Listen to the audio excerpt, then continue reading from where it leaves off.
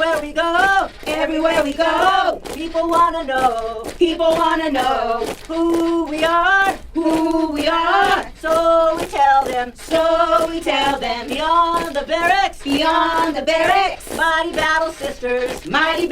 Hey, how you guys doing today? Welcome to the Battle Sisters Beyond the Barracks podcast.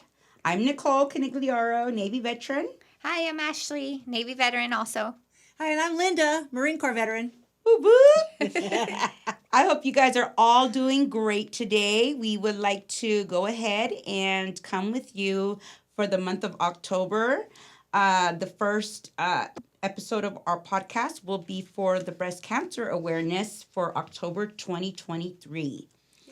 Yeah, so today that's what we're going to discuss. I think it's very important for all the women, and there's some men too that do suffer from breast cancer. If you go online, there's plenty of information on breast cancer within men. Something about the nodules. There's like underlying milk ducts in men. I thought it was pretty interesting. But it is. But there is. Because I was thinking maybe that was why women were more susceptible to that because of the milk ducts. But it is. That's actually one of the healthy lifestyle choices on here that I found. That breastfeeding is one of the it'll lower risk cancer. I was wondering about that. Yep, it says it right here. Oh. So let me just go into a little personal fun fact. About 2 years ago, I actually had stage 1. So I had stage 1 breast cancer, and it was so crazy because I almost always knew I was going to get it. I mean, I know that doesn't sound very positive, but I come from a long line of women in my family that have breast cancer. And I'm not talking about just stage 1 or 2. I'm talking 3 and 4. Oh, wow. So my mom had stage 3. Wow. And my grandmother, her mother, had stage 4. And she passed from it, actually. So at the age of 67. And my mom had stage 3 at the age of 50. Wow.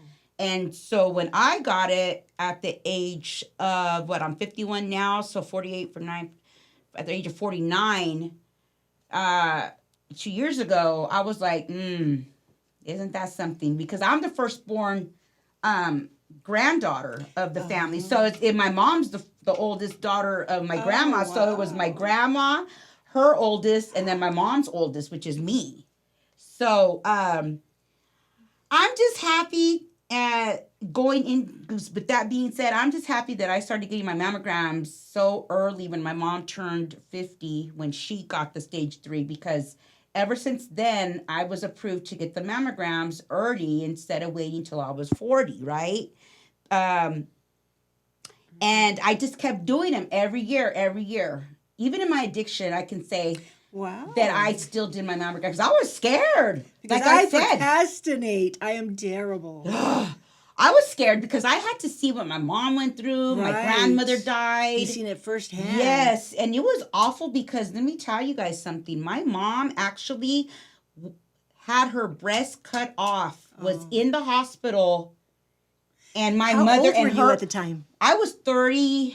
Oh, wow. Something like that. When you watched her go through this. Listen, my mom was in the hospital while my grandmother, her mother, was dying.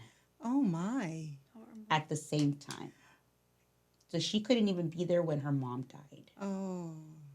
It was pretty intense. So with that, I always told myself, and my whole family was like, you need, so all the women in my family, we need to do this, blah, blah, blah, blah, blah, Yes. So that's my personal history on breast cancer. You had a very open dialogue with your family. I knew early on. Even my grandmother that passed, her sister had breast cancer. So, my mom was very open with all of us, with me and the women in our family after she had her mastectomy. She showed us her fake prosthetic, it was so, it was, at first it was kind of uncomfortable, but no, she would show us her scar. This is me. The reality. Yes. yes. Even to this day, she shows the younger grandchildren. This Wow. is Grandma's scar. Yeah. You know, and they don't get scared. They don't get scared. You know, we just explain to them at a young age so that when they get older, they'll They're proactive. they'll feel more comfortable Yes. too with being That's really proactive on good. their Yes. health. You know, so. Yes. Yeah, so I thank God I didn't have to go through chemo, but I did do 2 months of straight radiation on my right breast. I got a lumpectomy, which is where instead of the whole titty getting cut off, you know, ta-ta, whatever, chi-chi, whatever you want to call it, you know, and where they had to go in behind my nipple and take out the lump, Oh, the okay. mass, you know, and I have a little scar and everything, but I still got my tatas, you know, and I'm good, you know, I'm good. I went through the 2 month of radiation treatment. And speaking of, at the end of the podcast, we will be, I shared my video of my last radiation treatment and me ringing the cancer completion program bell. So that'll be at the end of this podcast. But I wanted to go into some more information, some more technical information, you know, about making healthy lifestyle choices in order to maybe lower the risk of having breast cancer. And I got this information on the Susan G. Komen Breast Cancer Organization website. Everybody knows Susan G. Komen is very popular Yes. nationwide. They're they're the ones. Hopefully one day maybe us Battle Sisters can do a walk Yeah. and get shirts. Yes, that and- would be a team. Exactly, because they do Yes. annual Yes. breast cancer You walks join in as exactly a team. exactly. So I Yeah, think that would be amazing. one year we're gonna do that. I know we are. For the veterans to support the women veterans, the caregivers, the spouses. Yeah. So, So we'll have to find out the next calendar we will. that's going to happen. We'll definitely have to do that. Make Okay. it a priority, Linda. You know, I know that for me, from when I was told, healthy weight, maintain a healthy weight. And I'm working on that right now, you know. I'm still a little chunky, you know. But it's funny because, like, every time I go to the doctor to get weighed, my oncologist, they never say nothing about my weight. And I'm always waiting for them to say, you need to lose some weight, you know, but they never do. And I asked him one time at the VA hospital, I'm like, you know, why don't you ever say I'm overweight? You know, you're my oncologist and I need to hear some feedback from you. And he was like, no, it's because, you know, your cholesterol levels are great. You don't have diabetes. You're active still. You don't have like arthritis. You're able to walk around. yeah, It's not like I'm a physically unfit person. I see. I'm just a little chunky, you Yeah, know? And so yeah. I was Oh, like, so that's why when I go to the doctor and complain about my back is hurting, we start talking about my weight. Now I know. so, you know, that's what he told me. So I was like, okay. But I still am working on losing weight. I wanna decrease my overwhelm because, you know, fat is not good to have on your body, and fat can attract cancer cells. Even Wow. my surgeon told me that. Wow. Okay, so that's one thing to keep in mind. And with that being said, of course, make exercise a part of your routine. Everybody knows, you know, especially us veterans, man. Remember when we were active duty? When we were active duty, yes. man, I used to run like 3 miles a Oh, day. right? Right? Like, I was like in there. I was in there, and I don't know what happened after I got out. After a full day work. Yeah, and right. It was like part of our Had to. regimen. Right. Like it was just yeah. 5:30. Yeah, and then the limit of alcohol intake. Thank you, Jesus. I am sober now. Because you know what, too, guys? My mom that had the breast cancer, her mom that had the breast cancer, which was my grandmother, both alcoholics as well. Wow. Yeah, and then I am an alcoholic, you know, recovering.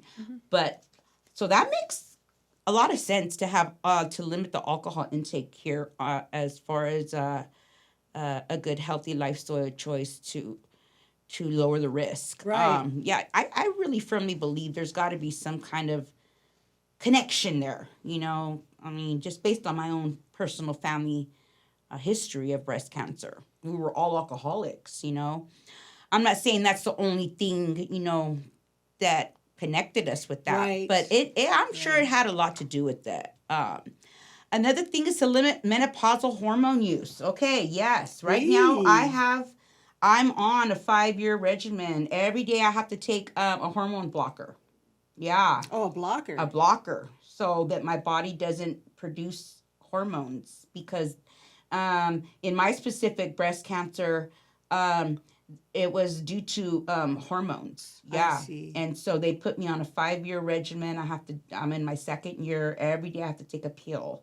So it prevents, but that being said, it put me into early menopause. Oh, yes. Because and that's the only, so I'm sweating at night. I got the hot flashes. Wow. But hey, I'll take that with if it prevents me from getting cancer again. You know what I'm saying? Right.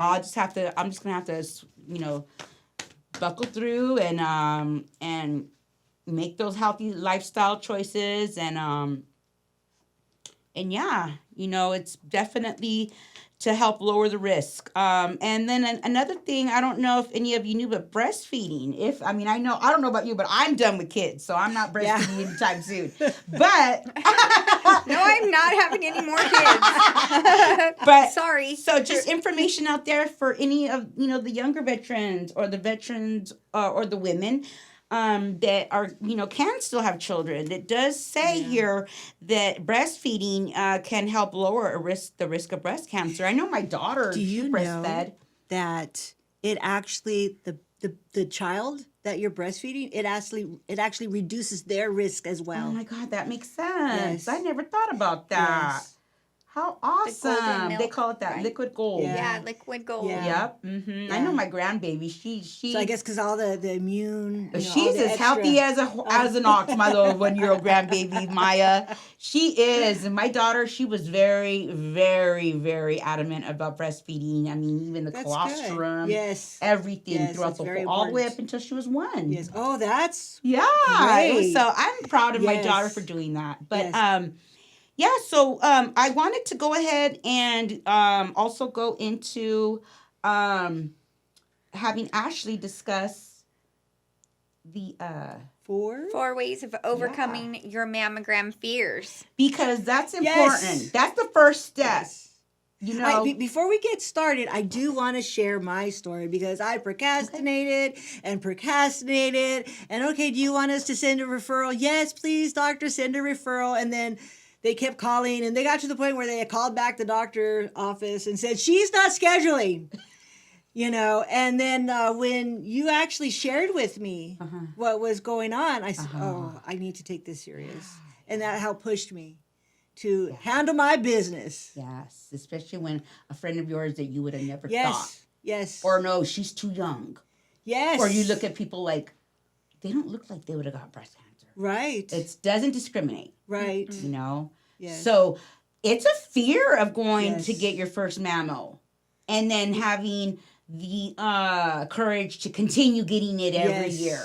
Yes. And then especially for me in my addiction, I still got them because I was just fearful Right. because of what happened to my mom and my grandma. Yes. But And I think the benefit too, I mean, not to say it was a benefit, but because of the dialogue that your whole family had together. it like scared me stiff, like scared straight.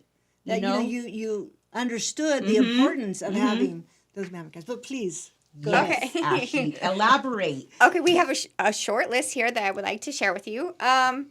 Make sure you use your positive coping statements and reinforce your personal reasons why your health is important to you and why you should go and get your annual exams. When your brain is telling you to put on the brakes, overcome that negative thought pattern and keep on using your positive coping statements. That's right. Just be positive, be kind to yourself. Yes. Reinforce your health is obviously a priority in your life, Yes. hopefully. Offer yourself immediate rewards. Right. for example. Like after mammograms, go get some good lunch. Yes. Go get a pedicure, manicure. Say, hey, I did it. Yes. It's over with. I did it. Let me go get an outfit. You know, just something to thank yourself, pat yourself on the back. Something know, that you don't usually do. Take along a friend. Yeah. Take along a buddy, a sister, a best friend, a BFF that encourages you, that'll sit there with you in the waiting room. Somebody that does make a afterward, difference. yeah, Yes. let's go have a Starbucks afterward. Yes. You know, you did it. So a little battle buddy, you know. Which is, you did include talk to your friends and your family. Make sure you're open about your fears, you're honest about this situation that you're in, because they could be a huge support for you. Oh my gosh. Because Yes. it does make a difference when you're open about your fears. You know, and you speak, put it into words. Let me tell you, when you said to use positive influences, positive reinforcement, all I have to do before I know my mammograms are coming up is look at my child. Oh, yes. My child is little. He's 10. Yes. And if I want to live to be his mama, right, I just look at that sweet little face of his, him telling me I love you. Yes. He needs me. Right. So, you know, if it's that simple and you have a young child or a grandbaby, you know, or even a spouse that you love, look at them. You know, sometimes it's hard to consider yourself to be the only person that you're doing it for. So if it's hard for you to do that, look at other people that you love in your life, you know? And so you battle sisters that are not of the age that they say to start your mammograms. You just want to make sure that you're doing the self-test. Yes. And the more that you're consistent with doing that, the more that there's a chance that you would be able to recognize a need to actually go to your doctor and start that discussion. Like in the shower, everybody knows, you know, get nice and sudsy, get in there. It's really easy. The easiest regimen is the shower. When you're sudsy and you're slippery, and you go ahead and do a nice little self-assessment. Like around the clock, huh? And yes, and under the arm, because that's where they hide. Your glands? Oh my gosh, I can't remember the name, but I also had cancer in the lymph nodes. Yes. I also had cancer in the lymph nodes. Oh yeah, I have scars. You could see the scar right here. Oh. Yeah.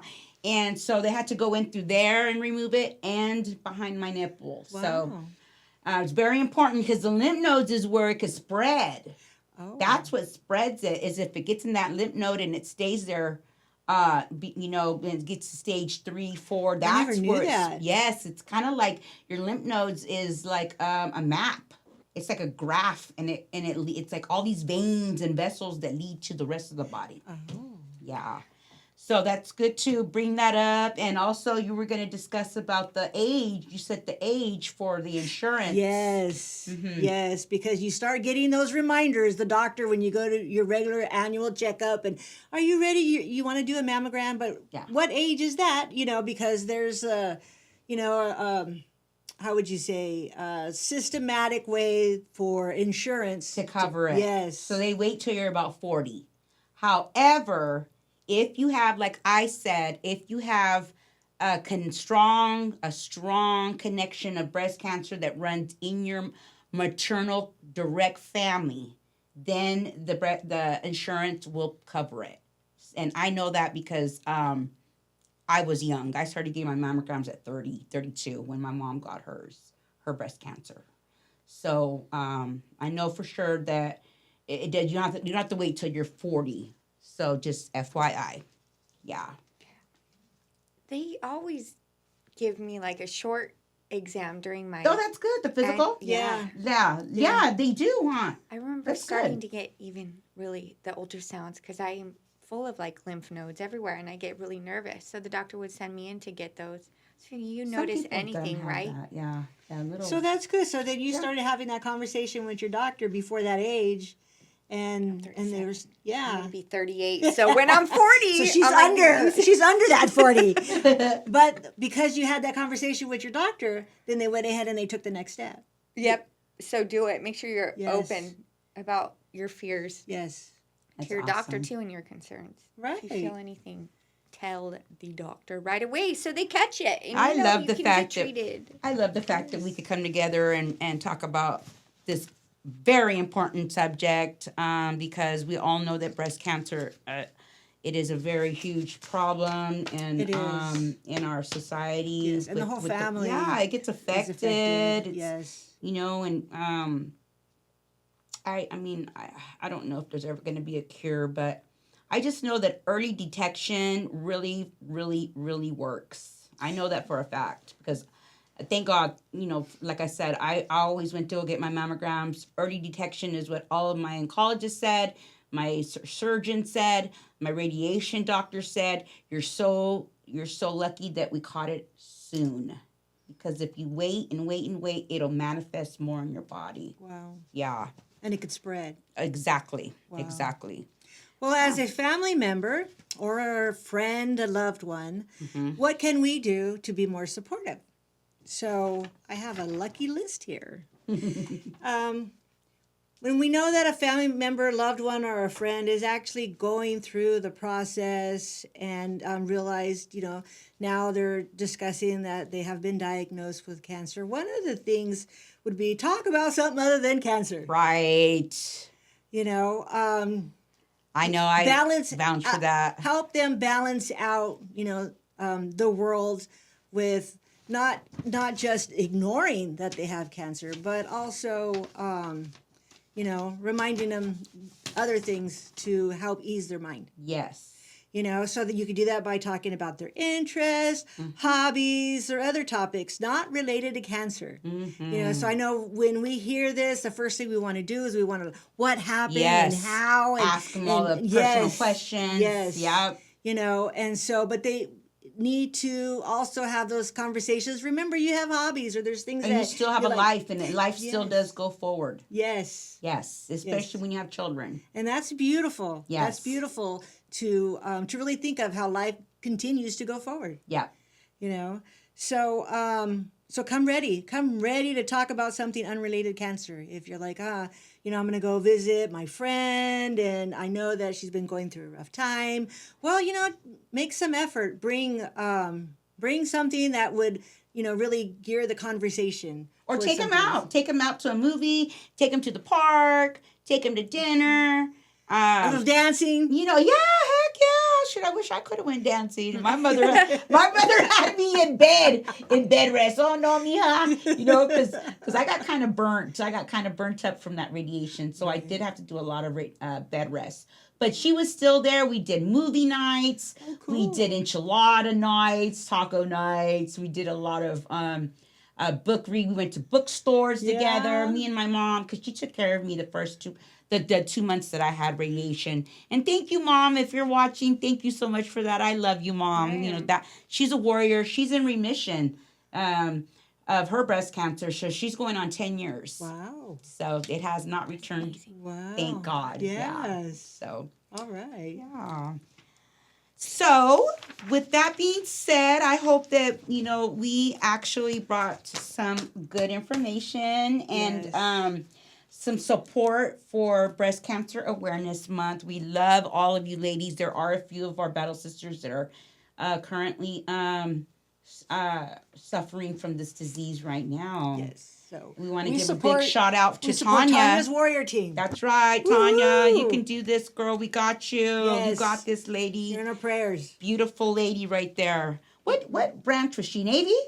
Honestly, I think Dirk's a I Navy. hope so. Yeah, she was Navy. She was Navy. Go Navy.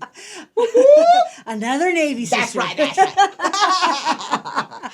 right. We would also like to thank CMAC, of course, and the Dream Again Project for helping us with this podcast. And with that being said, Linda, did you have something that you wanted to present? I do. I would like to take this opportunity and I want to share with Ashley. Ashley has really just been amazing. And she Our has beautiful little She Ashley. has crossed bridges and climbed walls and barriers.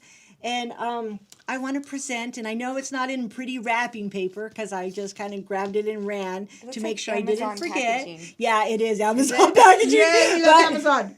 Open it. Yes. Okay. Yes. So Ashley Traumas. recently got her degree. Successes. She is a licensed social worker. Woo!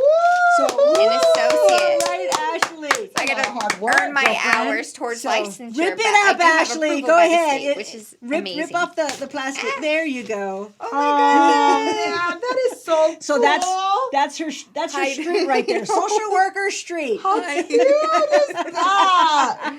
Thank you. You're welcome. This is gonna go on my wall. I appreciate it. Aw. You guys. Congratulations, thank you so beautiful much. lady. Yay. I couldn't be beautiful without everybody else's support too.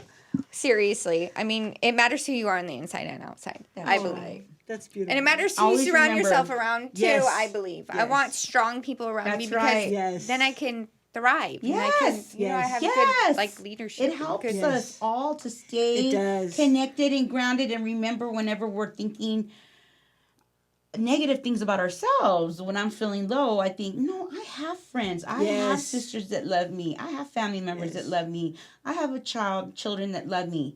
You know, and this Battle Sisters, as you know, coalition has helped me get motivated. There's times where I don't want to come in here on a Saturday Right. for podcast time. Yes. But once I do get in I here, know, we get me into too, it. yes. We do get into it, right? Yeah. I had a little mini meltdown, my son could say, this morning, but he's probably like, Mom. I don't know why we had to go through that I this kept morning. telling myself too. I know, right?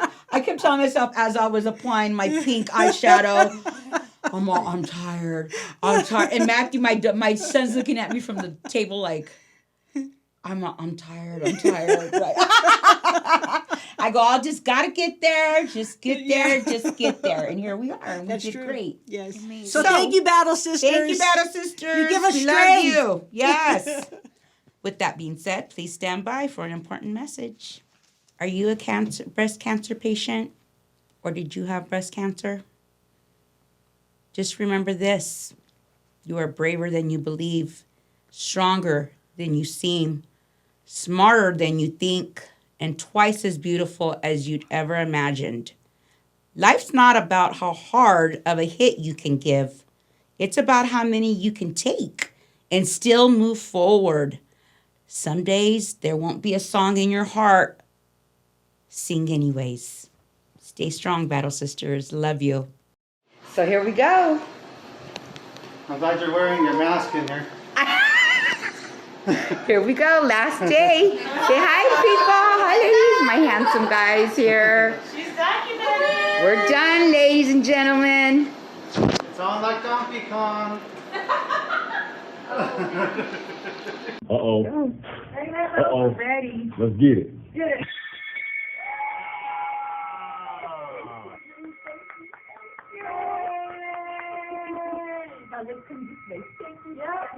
Hey, Hey. in my back, In my back. pain, Pain. in my soul, In my soul.